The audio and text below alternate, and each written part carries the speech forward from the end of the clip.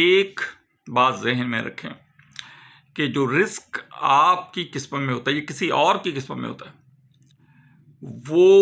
اس تک پہنچایا جاتا ہے، اور جو کھانا اس نے کھانا ہے، یعنی فرض کریں میں صبح کا ناشتہ کھا کے باہر آیا اور میں نے آج سوچا کہ میں رات تک کچھ نہیں کھاؤں گا، گھر جا کے کھانا کھاؤں گا، لیکن راستے میں ایک جگہ مجھے نظر آئی اور میں وہاں رک گیا اور میں نے وہاں پائے کھائے، وہاں سے میں نے ایک شرٹ بھی خریدی۔ اب آپ یہ سوچیں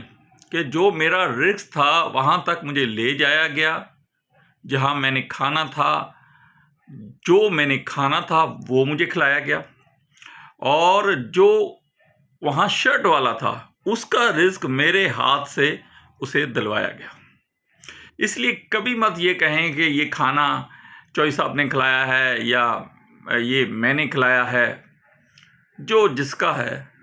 اس تک پہنچا دیا جاتا ہے، یا اس کو اس تک پہنچا دیا جاتا ہے۔